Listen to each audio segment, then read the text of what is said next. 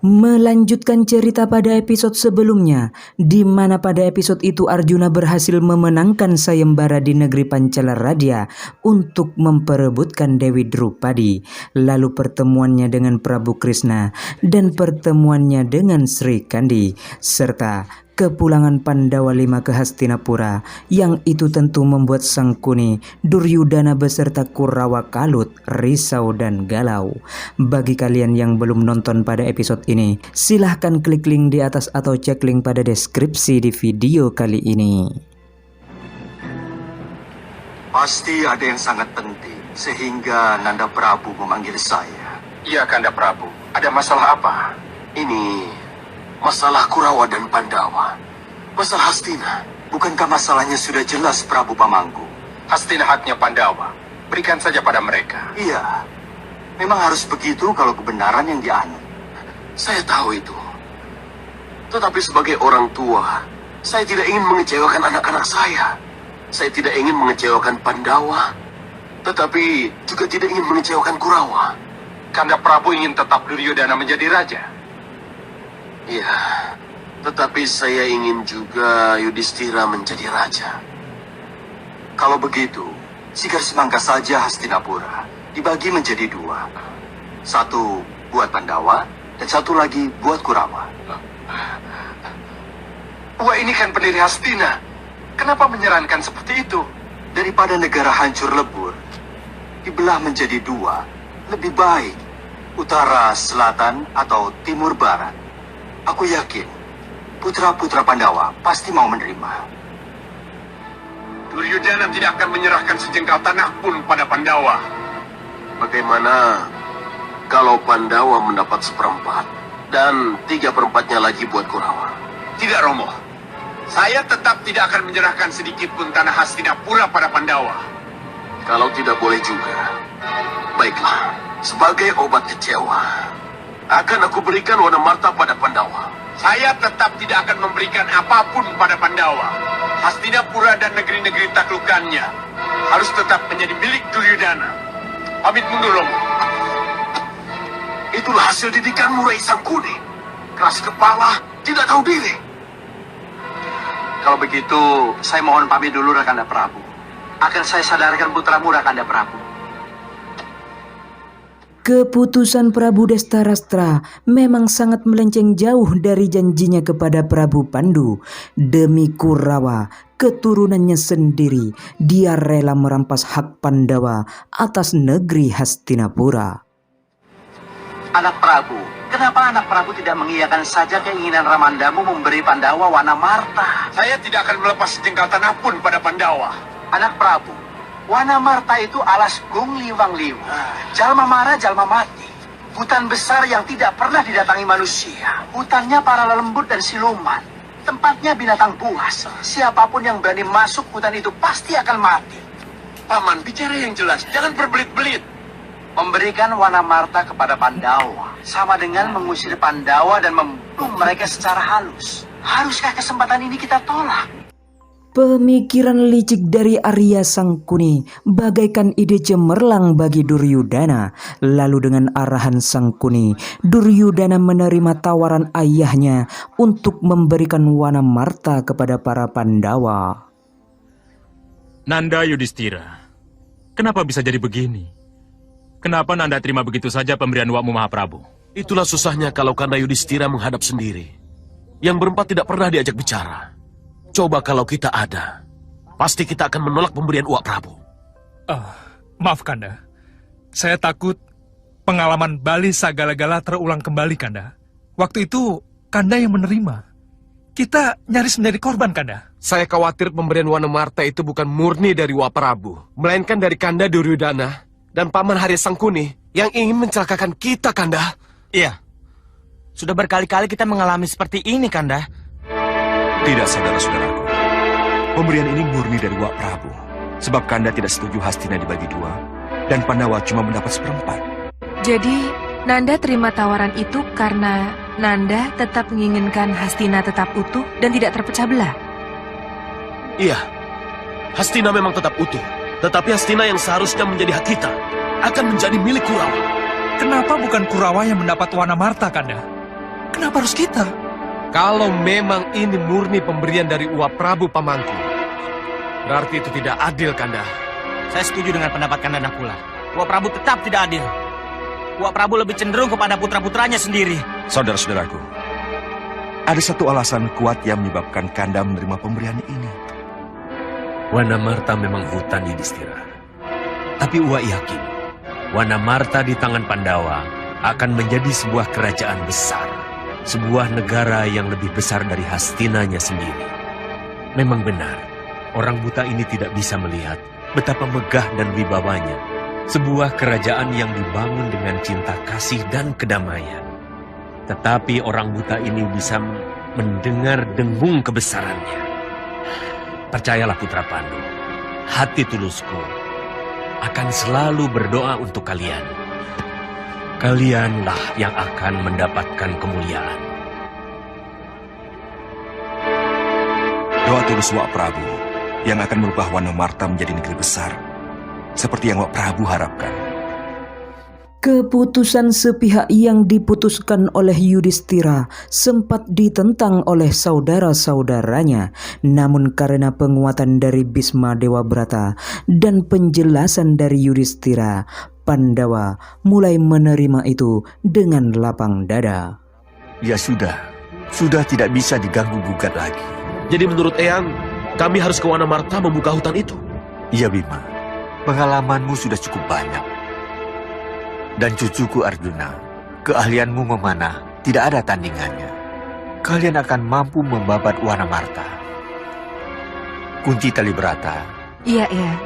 Dampingilah putra-putramu, karena kekuatan mereka ada di dalam dirimu. Baik, Eyang. Percayalah, ini semua sudah menjadi kehendak Dewa. Restuku bersama kalian. Singkat cerita, Pandawa memulai pekerjaannya membabat hutan Wanamarta.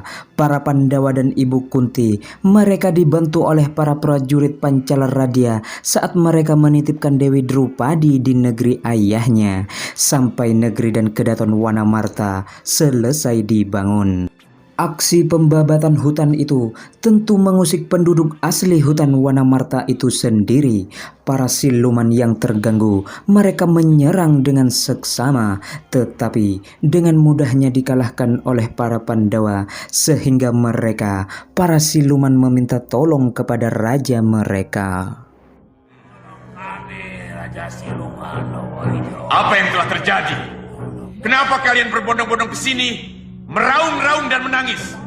Pandawa membabat hutan kita. Pandawa membakar hutan kita, Yang Mulia. Kurang ajar! Usir mereka dari telatah Wanamarta. Mereka kesatria sakti kekasih dewa, Yang Mulia. Kuberikan kekuatan. Kuberikan kalian keberanian. Kami siap menerima kekuatan gaib, Yang Mulia. Ini, terimalah kekuatan gaib dari raja kalian. Setelah Raja Siluman menyalurkan kekuatan gaib kepada rakyatnya, mereka semua langsung terbang menuju tempat Pandawa. Mereka hendak membuat perhitungan kepada para Pandawa yang lancang ke kawasan mereka itu. Merekakah Pandawa itu? Iya, Yang Mulia. Kita serang mereka dari segala arah. Bima, lihat! Mari Ibu. Arjuna, panamu!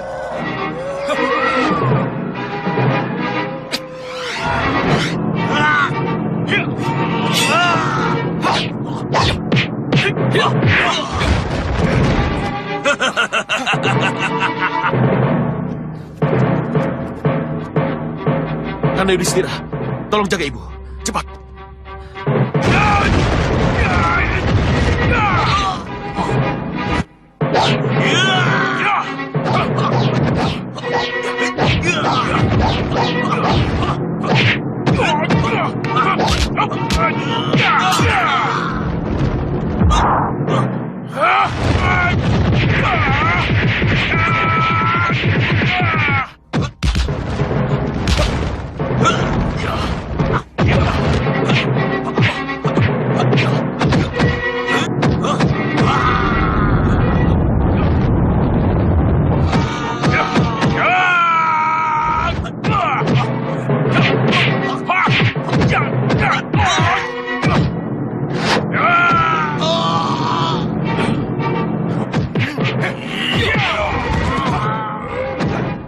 Ketika Raja Siluman berhasil dikalahkan oleh Bima, secara otomatis para siluman lain juga ikut musnah karena energi dan kekuatan mereka berpangkal pada raja mereka.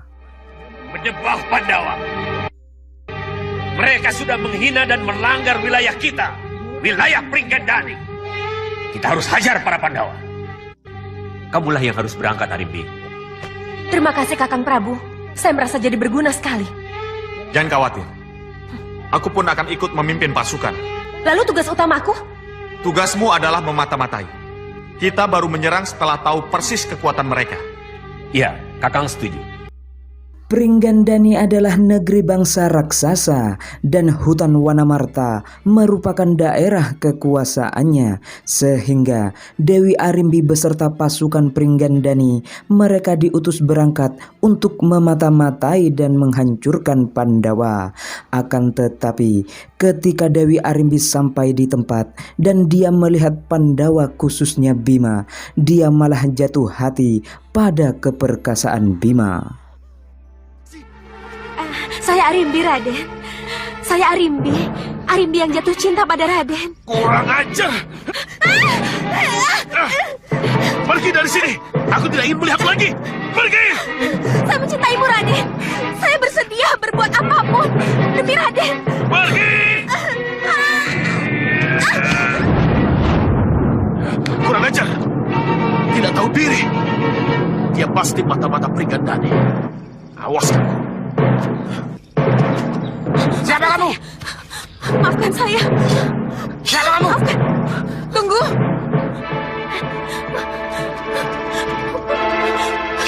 Dewi, maafkan saya Dewi. Raden Bimalah yang melempar saya sampai ke sini. Anakku Bima yang telah melemparkanmu sampai ke sini. Bima. Oh, Dewi. Ibunda dari Ksatria Utama pujaan hamba. Tolonglah saya, Dewi. Apa yang telah terjadi? Saya Arimbi, Dewi. Saya dari Pringgandani. Kenapa, Arimbi? Kenapa kamu membuat anakku Bima marah kepadamu sehingga melemparkanmu sampai ke sini? Salahkah, Dewi? Salahkah saya kalau saya jatuh cinta pada putra Paduka, Raden Bima? Tapi memang Arimbi tidak tahu diri, Dewi. Kenapa Raseksi seperti saya ini harus jatuh cinta pada putra Paduka, Raden Bima? Menyaksikan ketulusan Arimbi mencintai Bima, Ibu Dewi Kunti Talibrata lantas memohon kepada dewa untuk memberi keajaiban untuknya. Lalu dengan itu, Arimbi yang tadinya buruk rupa seketika berubah menjadi gadis cantik dan rupawan. Kunti ibuku, mohon lepaskan pelukan itu. Kenapa? Raseksi itu tidak tahu diri. Ibunda tidak melihat Raseksi? Yang Ibunda peluk ini putri cantik yang sangat mencintaimu. Dia bukan Arimbi yang aku cari. Dia Arimbi, Bima. Arimbi yang Nanda cari. Tidak. Saya Arimbi, Kanda. Kanda saksinya kalau dia Arimbi, putri Pringgandani. Tapi Kanda... Bima, kalau di Sabta Pertala, Batara Anantaboga telah mempertemukanmu dengan Kanda Dewi Nagagini. Maka di sini dewa mempertemukanmu dengan Putri Prabu Arimbaka. Arimbi. Kelihatannya dewa sengaja mempertemukan Pandawa dengan Pringgandani. Agar kelak, Wanamarta yang kita bangun dan Pringgandani, negeri tetangganya, bisa bersatu, menggalang persaudaraan dan persahabatan. Setelah mendapat penjelasan dan betapa pentingnya jika mereka bersatu, akhirnya Bima yang sebenarnya dari tadi tertarik pada kecantikan Arimbi mau menerima cinta Arimbi dari negeri Pringgandani itu. Apa? Aku jadi tidak mengerti. Kenapa Kang Bo Arimbi menjadi begitu? Besok pagi aku akan ke sana.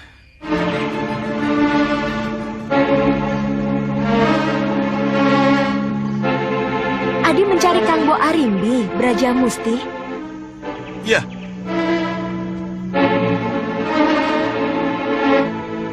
Akulah Arimbi. Tidak. Apakah aku harus menunjukkan bukti bahwa aku Arimbi? Ya. Mungkin dengan bukti aku bisa percaya. Tak seorang pun yang bisa mengambilnya. karena cincin ini sudah menyatu dengan jariku. Seperti cincinmu juga. Setelah yakin bahwa di depannya itu adalah Arimbi, Praja Mukti sangat terkejut dengan perubahan fisik Kang Boknya itu. Lalu Arimbi meminta Praja Mukti agar Pringgandani bisa berdamai dan menjalin hubungan kekeluargaan dengan para Pandawa. Pengkhianat itu si Arimbi. Kalau mau menjadi istri Bima, dosa apa yang dipikul olehnya? Berani mengkhianati Romo Prabu Arimbaka. Dan kamu Braja Musti, kenapa tidak kamu seret Arimbi pulang? Tetapi malah kamu ikuti nasihatnya yang salah jalan itu. Kakang Prabu, jangan bicara tentang perdamaian dengan Dara Barata. Dan jangan benarkan langkah Arimbi yang sesat. Hari ini juga, aku akan ke Wanamarta. Akan kubabat habis para Pandawa. Dan akan kubunuh Arimbi yang silau matanya itu. Kakang Prabu. Kalau kamu tidak mau ikut, terserah. Prabu Arimba tetap bersikeras untuk menyerang para Pandawa. Dia sangat dendam kepada keturunan Barata karena dahulu Prabu Arimbaka, yaitu ayah dari Prabu Arimba, telah terbunuh oleh Prabu Pandu Dewannata, di mana Prabu Pandu Dewannata ini adalah ayah dari para Pandawa. Itu Gusti Arimbi, Gusti Prabu. Kakang Prabu. Jadi karena kecantikan ini membuat kamu jadi lupa asal. Sembah Arimbi, Kakang Prabu. Jangan panggil lagi aku Kakang, karena kamu bukan siapa-siapa lagi, Arimbi. Kakang Prabu. Kamu pengkhianat, Arimbi. Tunggu, Kakang. Dengarkan saya dulu. Tunggu. Bangunlah. Ini Bima? Ya, saya Bima. Oh, jadi kamu yang membuat Arimbi menjadi silau. Yang Arimbi inginkan perdamaian, Sang Prabu. Apa salah merindukan perdamaian? Pandu sudah membunuh Ramaku Prabu Arimbaka. Pantaskah kematian Ramaku dihianati oleh perkawinan kalian? Tidak. Kamu dan Arimbi harus mati di tanganku, Bima.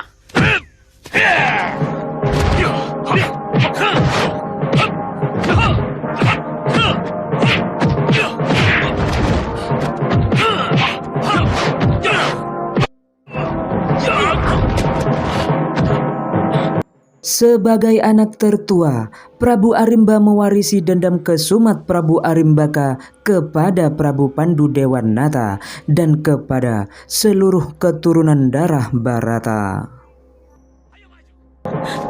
Kakang Prabu, sudah, jangan diteruskan. Arimbi, lihat saja. Kalau sampai aku kalah dengan Bima, maka sesuai keinginan, Pringgandani akan berdamai dengan Pandawa. Tapi kalau Bima berhasil aku bunuh, maka kamu pun akan kubunuh karena pengkhianatanmu. Minggir kamu!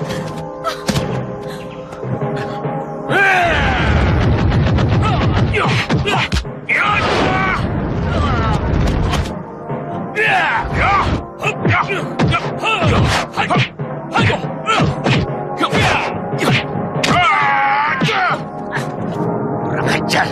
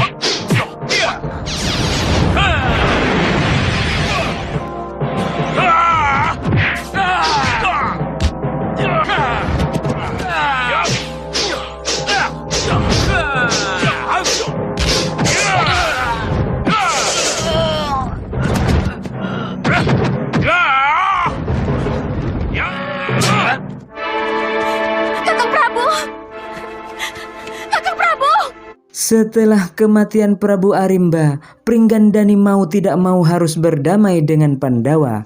Dewi Arimbi yang seharusnya menempati tahta setelah kematian Prabu Arimba, dia memilih tetap di sisi Bima dan mengutus saudaranya untuk menjadi Prabu Pamangku sebelum nanti tahta itu akan diberikan pada keturunan Arimbi dan Bima.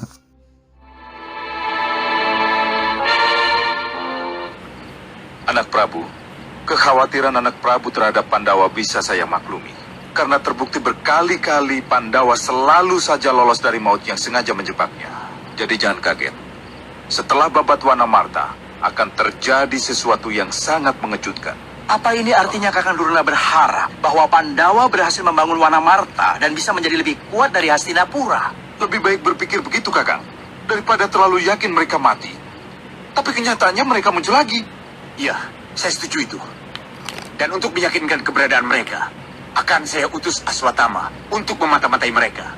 Duryudana yang khawatir Pandawa berhasil membangun negeri di hutan Wanamarta, ia hendak menyuruh Aswatama pergi ke sana. Dan bersamaan dengan kegelisahan Duryudana itu, para Pandawa dengan arahan Batara Guru, mereka melakukan sebuah ritual. Atas kekuasaan surgawi serta kemurahan para dewa, berdirilah sebuah negeri di atas hutan Wanamarta. Negeri itu diberi nama Indraprasta.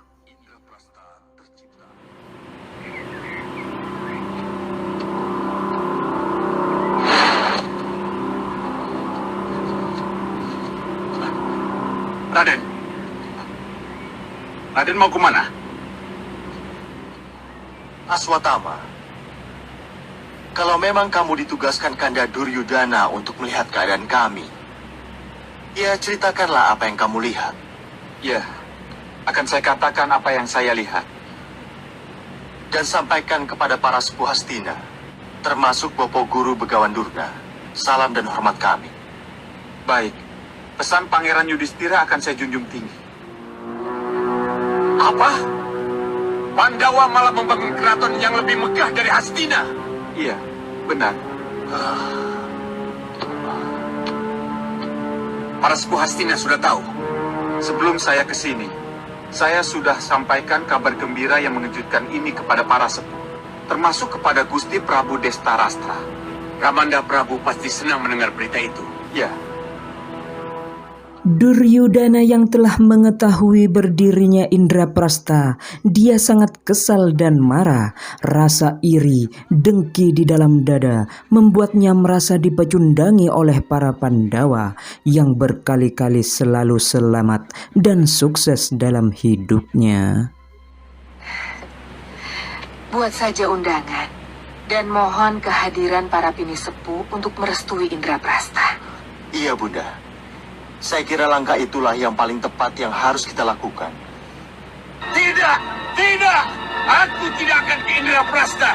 Tidak akan! Kanda! Tidak akan! Saya mohon Kanda Prabu. Kanda! Apa kata Barma? Kamu mau membujuk aku agar memenuhi undangan itu? Tidak! Tidak! Walaupun para sepuh datang. Saya yang akan mendampingi anak Prabu. Apa kata para sesepuh nanti? Kalau anak Prabu sendiri tidak datang, mereka pasti akan menganggap anak Prabu sebagai raja yang picik. Raja yang hanya berani di kandangnya sendiri. Kenapa Paman Harya bicara begitu? Datanglah anak Prabu. Berilah selamat pada Yudhistira.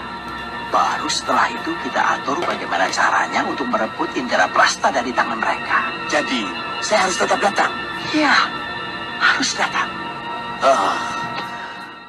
Undangan peresmian negeri Indraprasta tidak hanya ditujukan pada Hastinapura. Undangan itu juga untuk negeri Pancalaradya, di mana Dewi Drupadi masih berada di sana. Lalu, undangan yang sama juga untuk negeri-negeri tetangga, agar mereka para tetangga turut menyaksikan berdirinya Indraprasta dan dinobatkannya Yudhistira sebagai rajanya.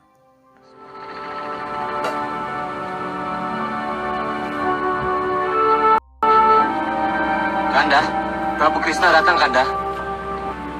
Selamat datang Raka Prabu Batara Kresna. Selamat datang di Indraprasta. Selamat Rayi Yudhistira. Selamat atas keberhasilan Kandang Pandawa membangun Wanamarta menjadi Indraprasta yang megah. Restu Raka Prabulah yang membuat terwujudnya keberhasilan ini.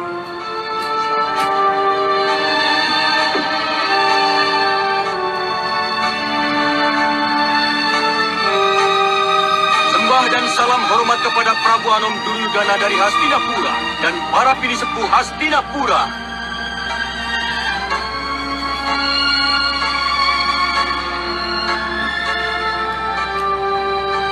Itu Prabu Baladewa. Rakanda Prabu. Rakanda Prabu Baladewa. Apa kabar Rayi Prabu? Restu Kanda Prabu. Baik. Prabu, salam hormat saya Yang Bisma. Iya, anak Prabu. Salam Guru Durna. Salam juga kepada Gusti Prabu. Salam Paman Widura. Salam Gusti Prabu.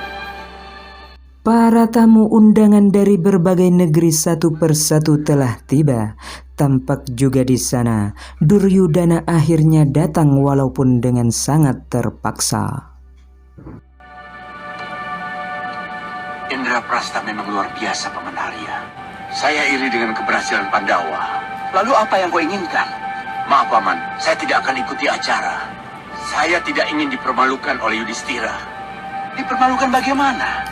Mengucapkan selamat, pidato, dan mengakui Yudhistira sebagai raja sama dengan menyakiti diri sendiri, Paman. Saya mau pulang saja. Anak Prabu! Anak Prabu! Di saat semua raja tetangga berkumpul, Duryudana dan Sangkuni malah meninggalkan Indraprasta. Kemudian terlihat rombongan Prabu Drupada dan Dewi Drupadi dari negeri Pancalaradya. Dengan tibanya mereka, upacara peresmian negeri Indraprasta dan penabalan Prabu Yudhistira sebagai raja dimulai. Kiat Indraprasta.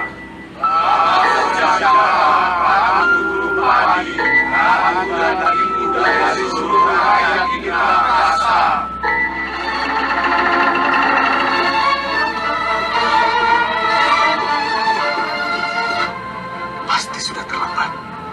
Tapi lebih baik terlambat daripada tidak datang sama sekali. Selamat datang kepada Yang Mulia, Adipati Awangga, Narpati Basukarna.